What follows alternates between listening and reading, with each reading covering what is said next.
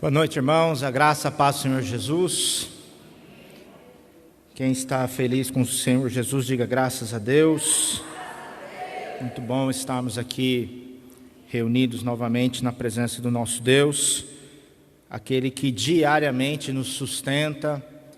Quando nós acordamos, o Senhor já preparou tudo aquilo que nós precisamos. E eu queria compartilhar aqui uma palavra com os meus irmãos. Essa palavra se encontra no Salmo 73.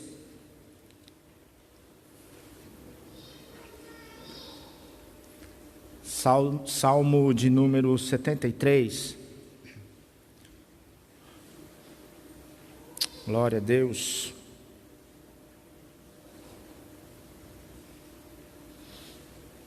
Versículo de número 1, primeiro versículo somente. Se você encontrou, diga graças a Deus. O texto diz assim, Salmo de número 73, verso 1. Verdadeiramente bom é Deus para com Israel e para com os limpos de coração.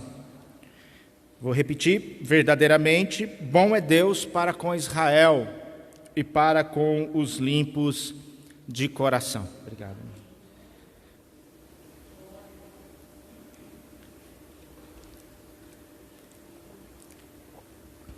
Irmãos, nós diariamente fazemos algo e que às vezes nós não nos apercebemos ou nós não nos damos conta do que estamos fazendo e o que isso produz. Todo dia eu e você somos expostos a acontecimentos, a fatos. E normalmente nós temos notícias, recebemos notícias, somos testemunhas de fatos, todos nós diariamente testemunhamos acontecimentos, fatos que estão se desenvolvendo ou próximo ou longe de nós. O que nós não nos apercebemos muitas vezes é que nós não apenas testemunhamos fatos, mas nós fazemos leituras desses fatos. Nós interpretamos estes acontecimentos. E essas leituras ou interpretações, elas nos afetam. E é isso que muitas vezes nós não temos essa consciência diária de como estamos sendo afetados por aquilo que nós vemos, como aquilo que nós temos testemunhado, o que nós temos visto e como isso tem nos afetado. E eu quero compartilhar com você aqui o Salmo 73, que é um homem que o salmista, ele descreve um acontecimento da sua vida, algo que aconteceu e impactou a sua vida, e nós vamos aqui pensar e compartilhar esse salmo para ver de que maneira isso afetou aquele homem e de que maneira isso também, trazendo para os nossos dias, pode nos afetar. Um escritor, ele diz uma certa vez que o cristão, ele deve ser aquela pessoa que tem o jornal do dia numa mão e a Bíblia na outra mão. Ele quer dizer que nós não devemos ser pessoas alienadas do que está acontecendo, então nós temos que ser pessoas que compactuam ou que olham, melhor dizendo, que leem as notícias, que se interam das notícias, mas também nós não podemos esquecer de que somos cristãos e temos a palavra de Deus na outra mão. E nessa noite eu queria ser um pouquinho mais ousado e dizer que eu acredito que o correto é nós sim termos um jornal na mão, a Bíblia no outro, mas o que nós devemos fazer é pegar a Bíblia e colocar sobre o jornal, para que ao lermos as notícias, para que ao fazermos uma leitura dos acontecimentos, nós façamos essa leitura na perspectiva de Deus para as nossas vidas. E não se engane, essa leitura que eu faço dos fatos, ela me afeta. Quer ver um exemplo? Olha, eu vou te dar um exemplo aqui de um fato agora. Hoje, domingo, hoje é 18 de abril, é isso? 18 de abril, domingo, eu estou aqui ministrando a palavra para vocês. Isso é fato, sim ou não? Fato, está acontecendo. Só que daqui provavelmente meia hora que este culto acabar, você não vai ficar só com o fato, você vai fazer uma leitura. E você vai dizer, olha, eu estive lá, o fato foi que o pastor Sandro pregou, e aí a leitura que eu tive é que eu entendi o que Deus quis dizer, Deus falou comigo, foi bênção. Ou não, você vai falar, olha, eu não entendi o que o pastor quis dizer, eu me perdi um pouco, eu não entendi nada. Isso aí é a leitura, e a leitura que eu faço vai moldar e vai direcionar o meu coração. O Salmo 73, em algumas Bíblias diz que é um salmo de Asaf, em outras diz que é o salmo dos filhos de Asaf. Então não dá para a gente saber se foi Asaf ou se foi alguém da linhagem familiar dele que escreveu este salmo. Também não dá para cravar quem é esse Asaf, a gente tem alguns Asafs na Bíblia.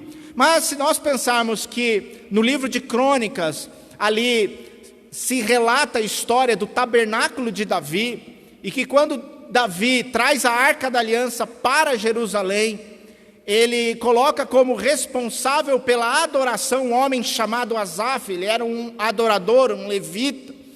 Então, se nós pensarmos aqui nesse Asaf, ou mesmo na linhagem da sua família, como sendo o autor e o escritor deste salmo, ele então era alguém que era um adorador da casa do Senhor. E o primeiro versículo que nós lemos, ele está dizendo assim, verdadeiramente bom é Deus para com Israel e para com os limpos de coração. Se eu parasse aqui, nós falaríamos, nossa, é um homem, é um adorador, está expressando uma adoração do coração dele para com Deus. Só que nós vamos continuar lendo, irmãos, e nós vamos perceber que essa expressão de adoração que Asaf está dizendo aqui, ela nasce no meio de uma crise que ele tem, de meio de uma angústia que toma o coração dele, e na verdade ele começa o salmo pelo fim, porque ele já começa o seu salmo 73 aqui no caso, dizendo a conclusão que ele chegou, para que depois ele desenvolva todos os acontecimentos que levaram ele à conclusão. Quando eu olho só esse primeiro verso, a impressão que eu tenho é que ele era uma pessoa que sabia que Deus era bom para Israel, que sabia que Deus era bom para aqueles que purificaram o seu coração, que as suas mãos são limpas. Mas quando ele passa por um processo de crise na sua fé, quando ele passa por um momento difícil e ele vence esse momento, aí ele diz, agora sim, verdadeiramente eu sei que Deus é bom, porque eu passei por uma crise, eu venci essa crise e eu sei que Deus está comigo. Olha só, esse homem, ele está expressando aqui uma resolução de uma crise que ele teve. E eu queria, de forma resumida, a gente pensar um pouco esse salmo que nós estamos lendo. Todo cristão que ele é sincero, irmãos, em algum momento da sua vida ele vai passar por uma crise de fé. Ele vai se deparar em algum momento com uma situação que é muito difícil e que vai fazer com que tudo aquilo que ele aprendeu e leu até aquele momento pareça ser insuficiente. Ele vai se deparar talvez com Deus direcionando ele para um salto de confiança. Eu não sei o que é, mas em algum momento, irmãos, todo cristão ele parece ter uma crise de fé.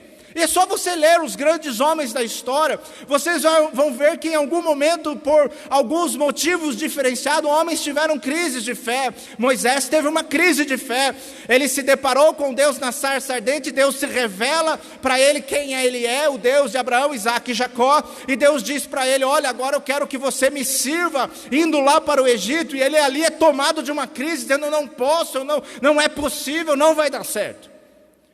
Nós temos Abraão também, que é chamado pai da fé, e em um momento da vida dele, ele olha para Deus e fala, olha Deus, o Senhor me prometeu algo, mas hoje eu não tenho filhos, eu só tenho o mordomo Eliezer, e é ele quem vai herdar todas as minhas coisas.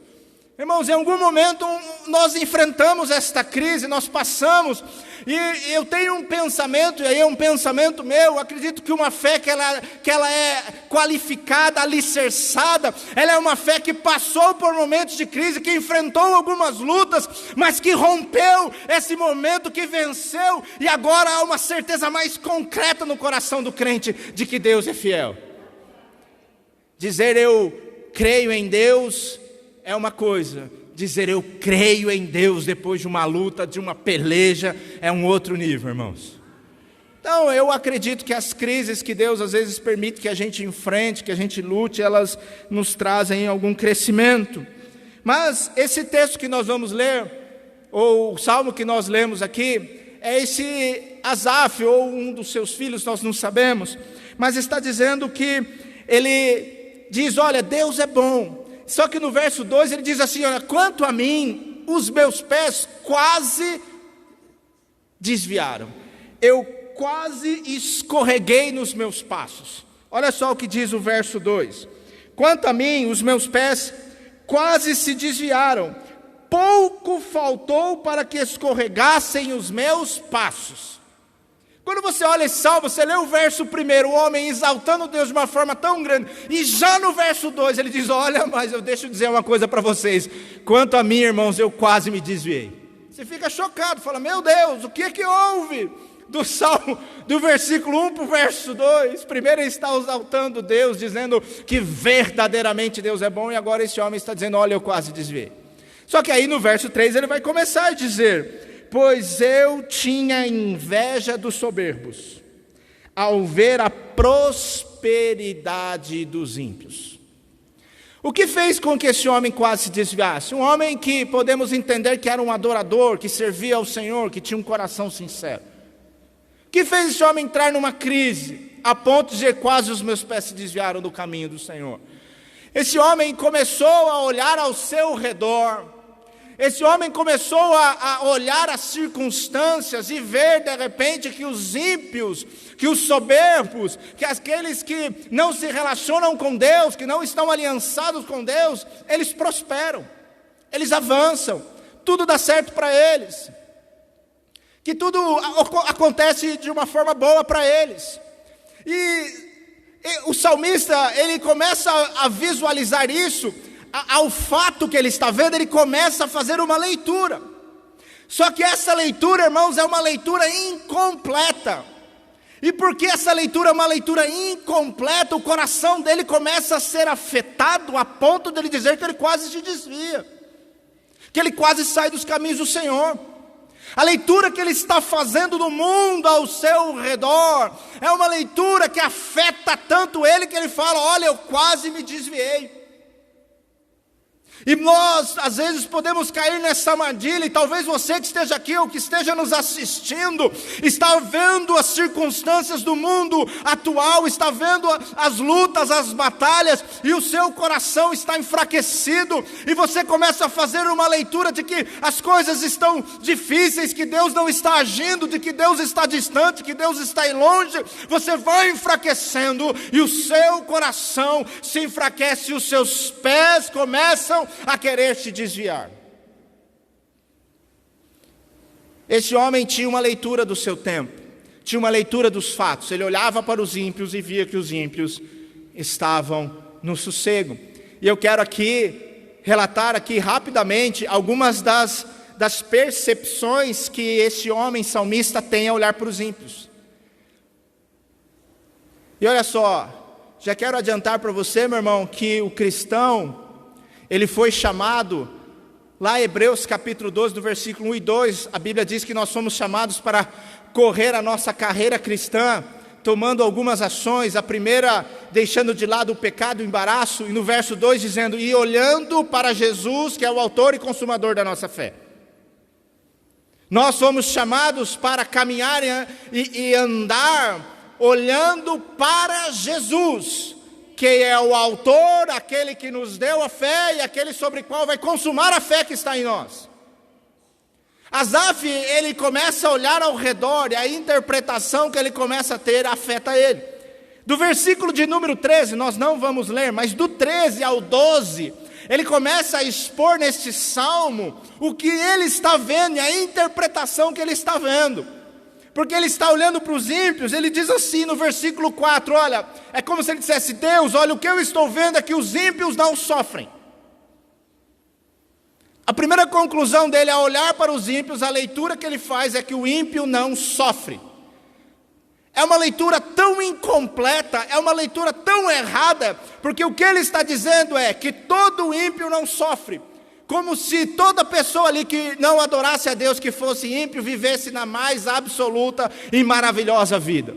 como se não existisse naquele tempo ímpios que sofressem, mas como Asaf está afetado, como a sua leitura está sendo afetada, como ele está tendo uma visão parcial, a única coisa que ele consegue enxergar é que o ímpio não sofre. Eu não sei a quem ele estava olhando, não sei se era um vizinho, não sei quem era, mas a percepção que ele tem, olha, o ímpio não sofre. No versículo de número 5 ele diz assim: o ímpio não enfrenta dificuldades. Olha a leitura que ele faz. Aqueles que não servem a Deus não enfrentam dificuldades, vivem uma vida tranquila. No versículo de número 6 ele diz assim: são orgulhosos, soberbos. No versículo 8 ele diz: são corrompidos. Versículo 9 ele diz: são arrogantes e todo o povo se volta para eles. E todo o povo vai atrás deles, com a sua arrogância, com a sua soberba. A leitura que o salmista está fazendo, em outras palavras, é que o ímpio, ele tem uma vida boa, que tudo para o ímpio dá certo. E automaticamente, ele está dizendo que para o justo, tudo é o contrário, tudo é difícil. Quando ele diz o ímpio não sofre dano, ele está querendo dizer, e o justo sofre. Quando o ímpio prospera, o justo só empobrece.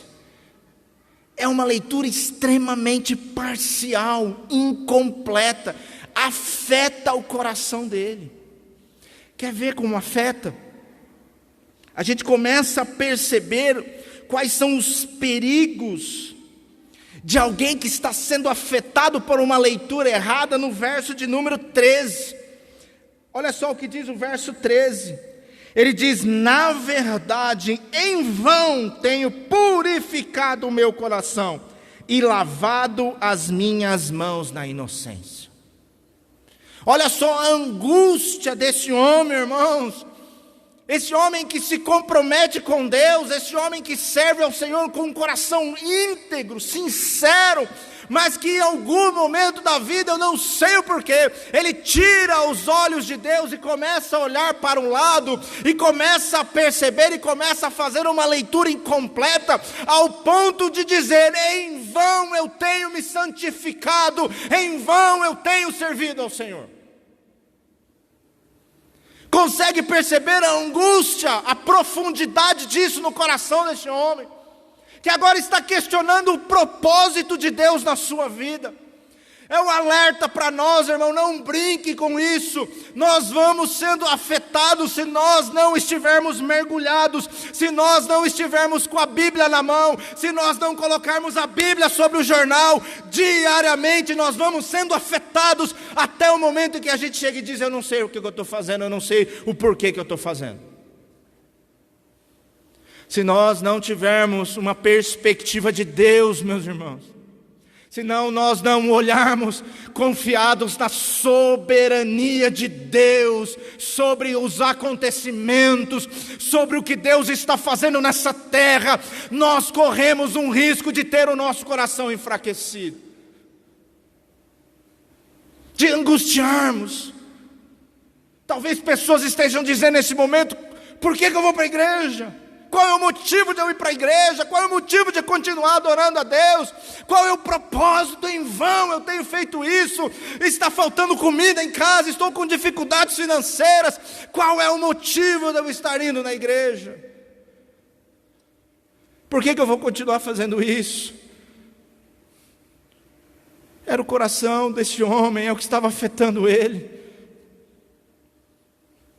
Ele fala no versículo 14, ele diz: olha, pois todo dia tenho sido afligido e castigado pela manhã, tenho sofrido, e esse sofrimento, que a leitura que ele faz é esse sofrimento que um dia eu entendia que fazia parte do propósito de Deus na minha vida, agora é inútil, é vão, não serve para nada, porque o ímpio não sofre e prospera. Eu estou servindo a Deus e passando por lutas e passando por pelejas. É inútil, é em vão.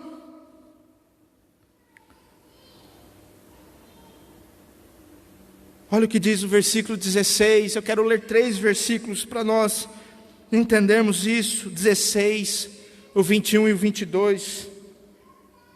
16, ele diz assim: quando eu pensava em compreender isso, fiquei sobremodo perturbado, angustiado. Quando eu pensava em entender por que essas coisas estão acontecendo, eu me perturbei dentro de mim.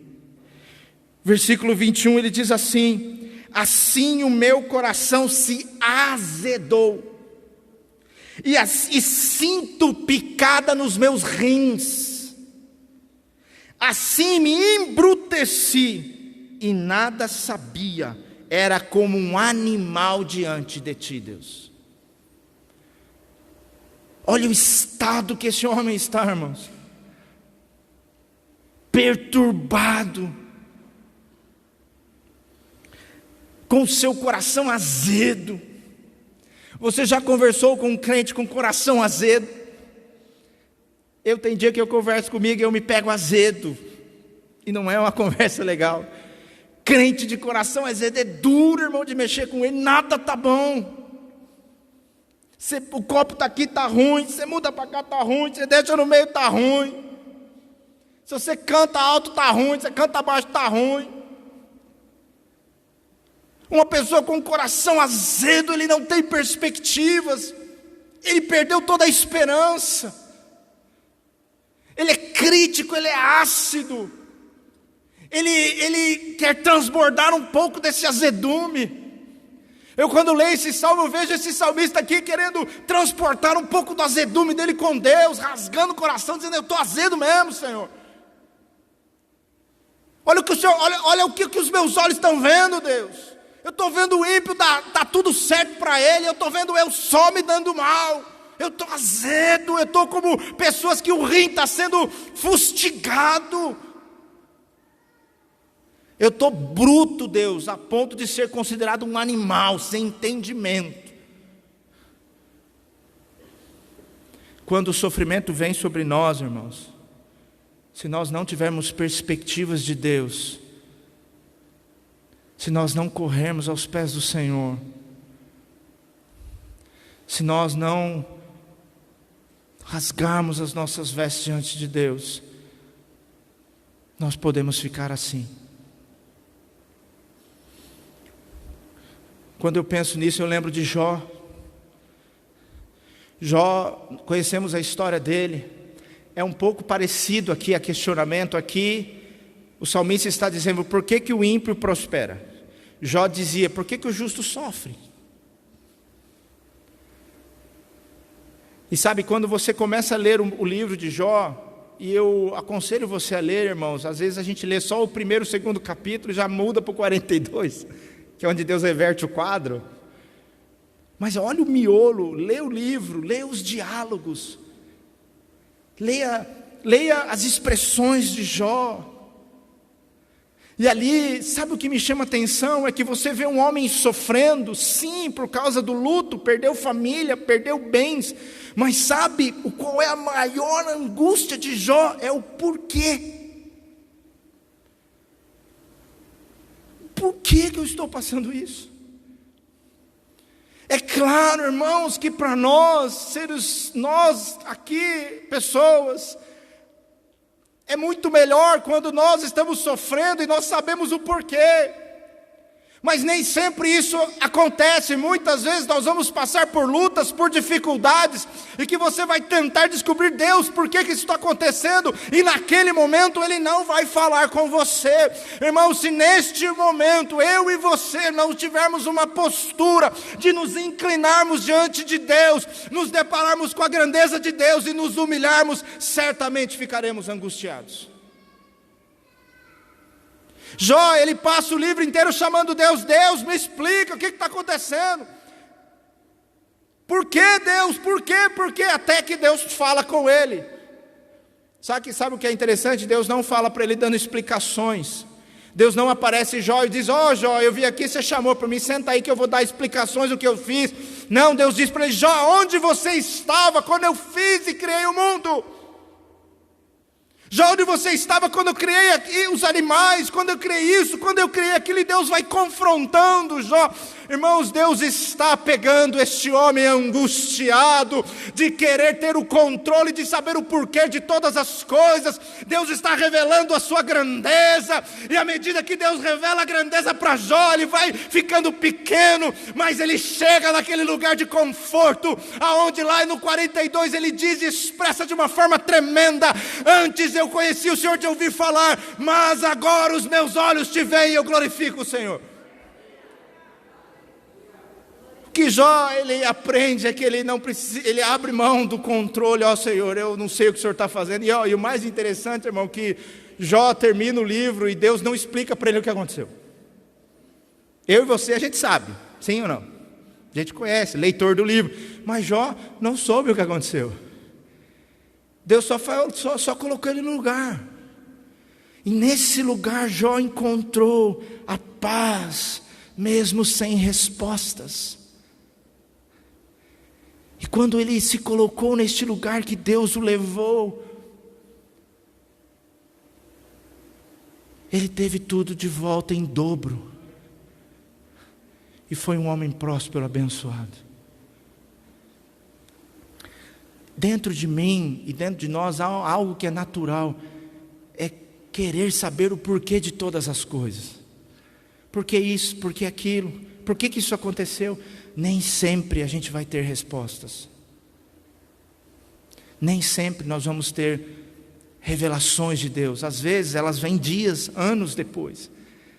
Às vezes você consegue olhar para trás e fazer uma leitura: agora eu entendi porque isso aqui tinha que acontecer. Agora eu entendi porque eu tive que passar por isso. Mas deixa eu dizer algo para você, irmãos: o que faz a diferença, e nós vamos ver agora, é a maneira como eu lido com isso.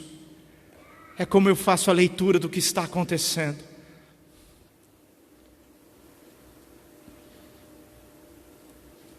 Nós vemos aqui esse salmista dizendo qual foi o ponto de virada.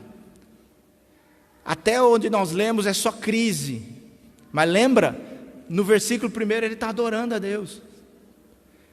Qual foi o ponto de virada? É o versículo 17. Olha só o que ele diz: até que entrei no santuário de Deus, então entendi o fim deles. Até o momento que eu me deparei com Deus e entendi todas as coisas. É mais ou menos assim: até o momento em que eu me derramei diante de Deus e Deus me mostrou o cenário completo.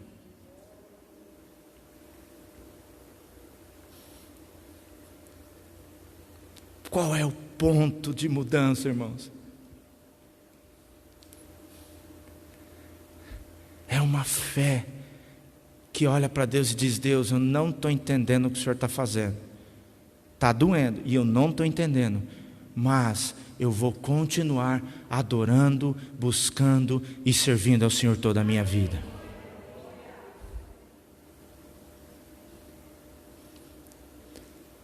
Asaf, ele entra na presença de Deus. Ele tem um encontro com Deus.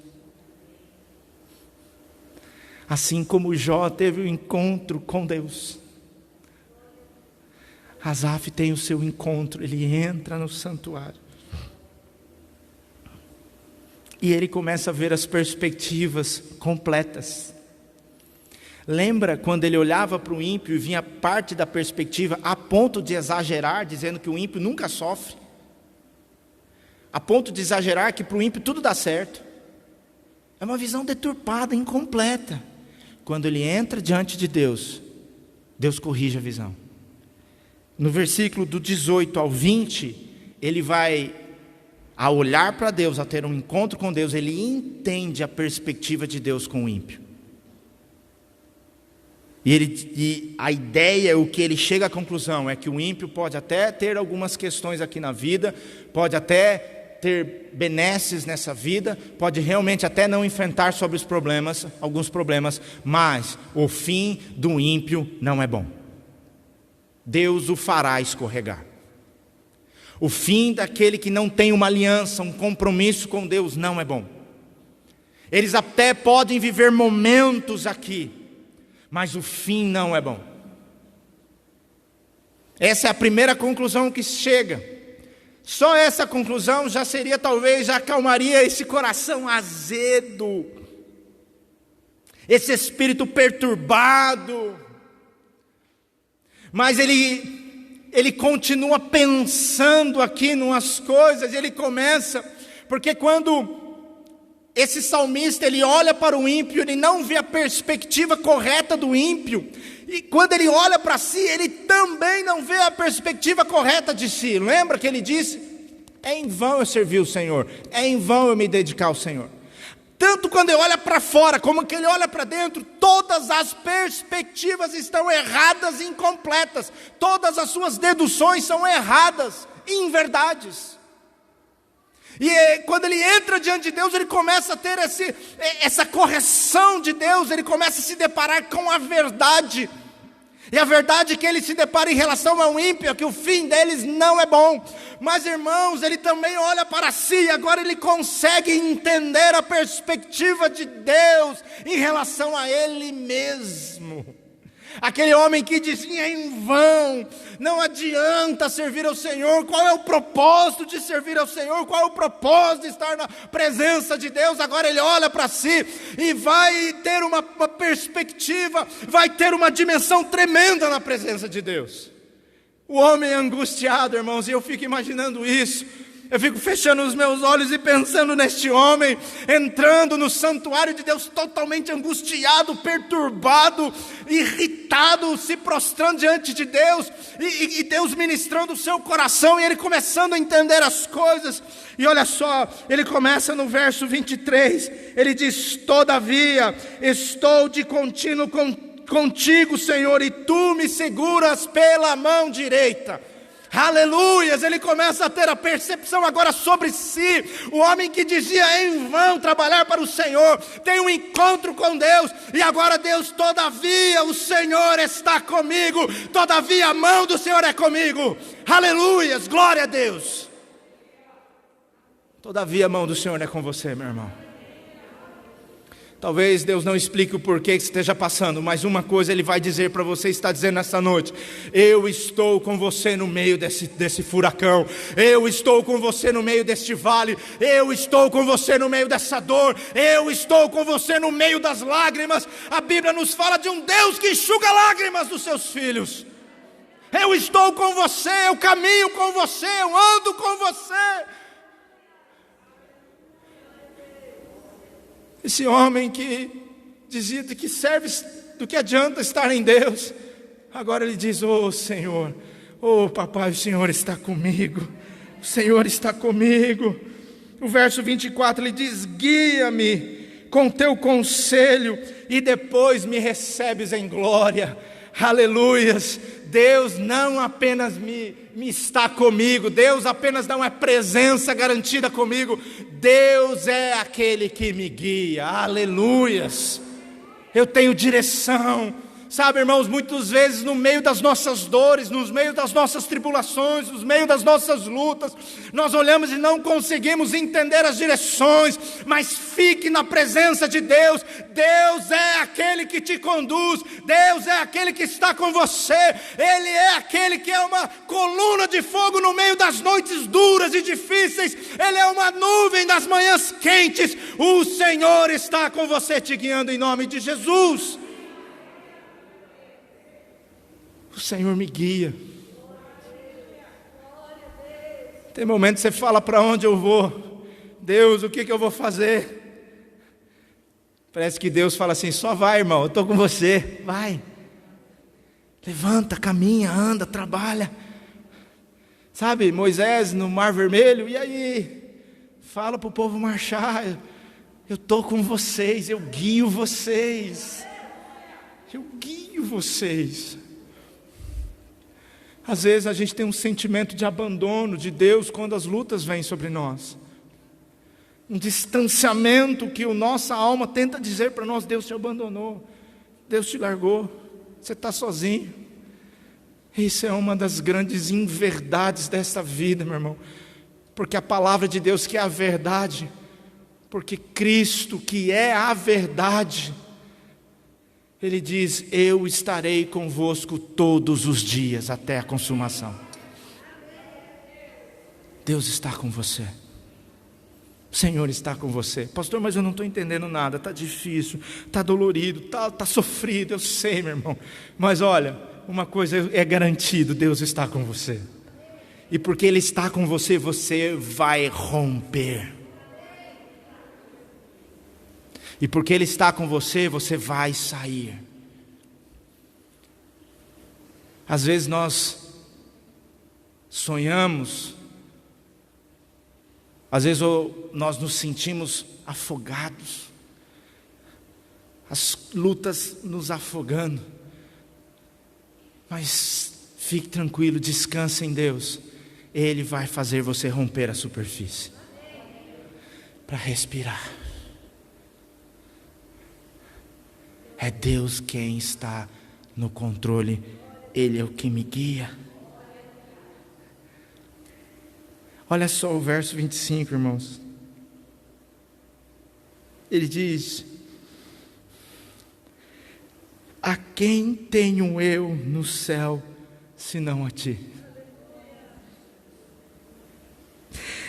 E na terra não há quem eu deseje além de ti. Que mudança, irmãos. Sabe o homem que estava dizendo: ei Deus, o ímpio lá prospera, o ímpio dá certo, tem dinheiro, eu não tenho nada, eu estou no perrengue, eu estou na luta.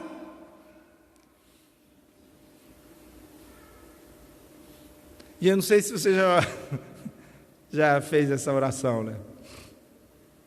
Às vezes você está naquela fase de peleja, de luta, e o seu vizinho que não serve a Deus entra com o carrão dele na garagem, descarrega as compras, no sábado tem aquele churrascão, aquela música alta, você já não dorme. Aí você fica: meu Deus, por que, Jesus? Olha só a perspectiva de Asaf.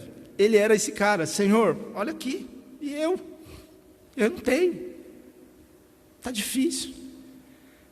Quando ele entra diante de Deus, isso desaparece.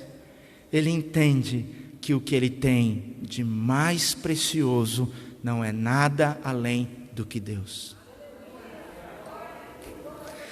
A quem tenho eu nos céus além de ti? Eu não preciso disso. Se o Senhor quiser me dar, glória a Deus. Se o Senhor quiser me abençoar, glória a Deus. Eu recebo, eu glorifico, mas o meu maior bem não está nesta terra, está no mais altos céus, é o meu Deus. E aqui na terra não há outro a quem eu deseje, Deus, além de ti. Nos céus e na terra, todo o meu coração, o meu desejo é para o Senhor. Entende a mudança? A leitura correta em Deus, como muda o coração. Irmãos, eu tenho certeza que Asaf sai do santuário um outro homem. Talvez as circunstâncias estivessem lá, os problemas estivessem lá, mas Deus transformou o seu coração. Ele é uma outra pessoa. No verso 26 ele diz: a minha carne e o meu coração desfalecem, mas Deus é a fortaleza do meu coração e a minha porção para sempre. Deus é a minha força. O meu coração é enganoso, o meu coração é suscetível, mas eu aprendi a não ler o meu coração, a não confiar no meu coração. Eu aprendi pela palavra, pelo encontro com Deus, que Deus é a minha força e nessa força eu vou caminhar. E aí ele finaliza, irmãos, no verso 28, dizendo: mas, para mim, o bom é aproximar-se de Deus. Hoje nós estávamos agora de pouco cantando, adorando o Senhor, dizendo: Senhor, me leva para mais perto, me faz chegar mais perto. E Ele está dizendo: bom, irmãos, o bom é aproximar de Deus, o bom é chegar mais perto de Deus. Pus a minha confiança no Senhor Deus para anunciar todas as suas obras.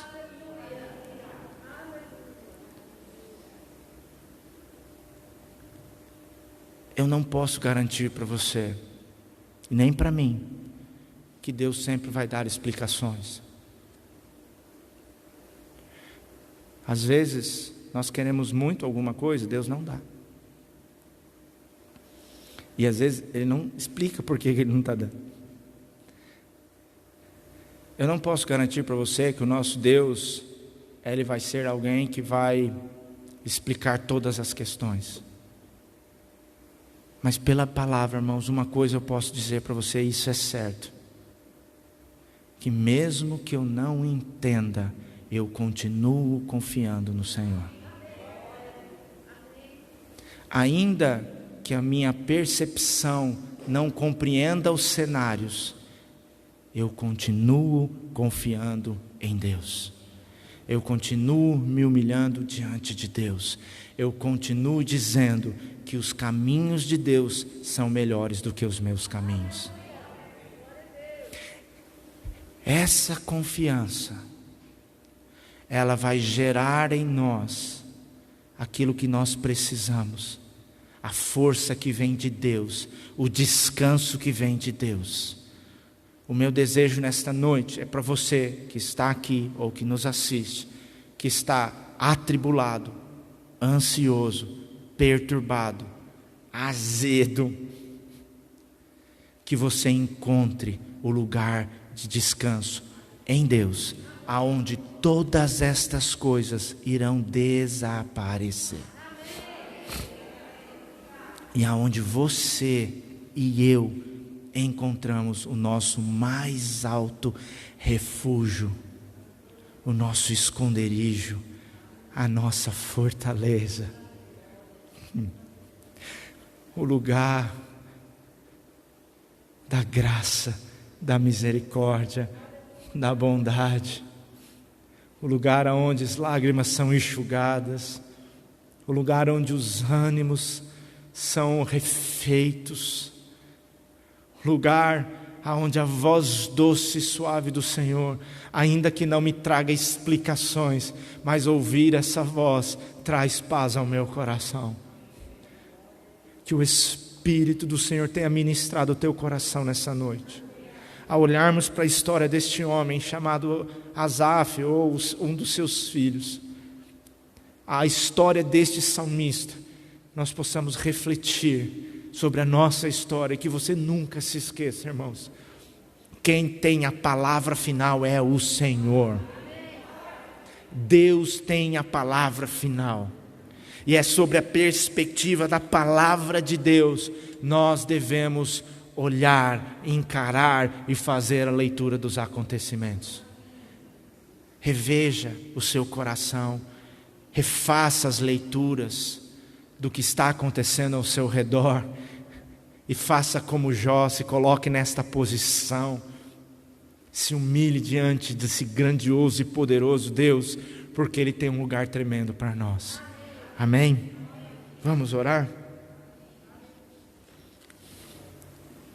Se você pudesse colocar de pé.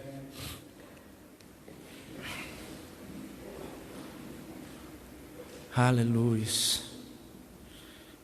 Santo é o Senhor.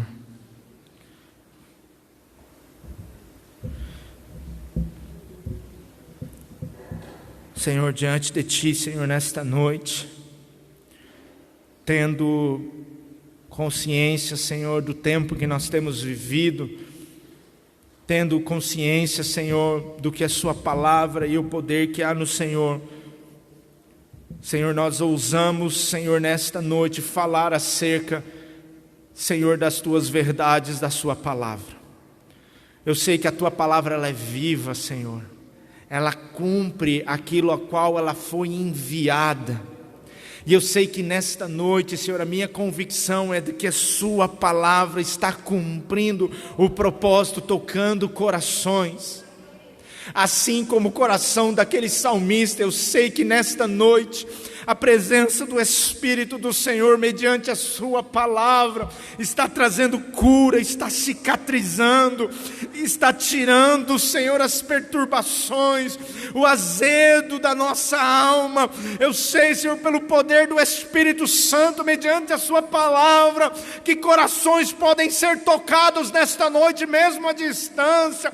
Senhor, que o bálsamo do Senhor pode ser derramado sobre vidas hoje, que mentalidades, corações podem ser transformados, Senhor, e que uma nova história pode começar a ser escrita.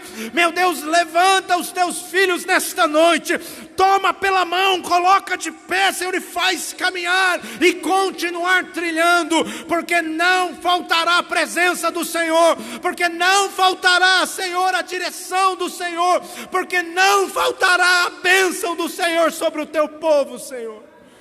Deus, o Senhor está no controle de todas as coisas.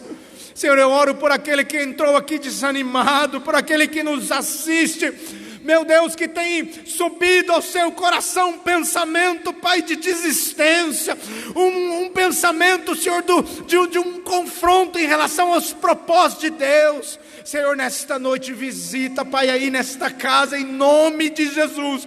Muda, Senhor, Espírito Santo, lembra do grande propósito que o Senhor tem sobre a igreja de Cristo. Esta igreja que um dia terá o privilégio de se encontrar com seu noivo, aleluias. Toda lágrima será enxugada, aleluias. Deus, nos visita nessa hora, traz força, Senhor, um coração, Senhor, meu Deus, triste, abatido, Senhor, ele não encontra forças.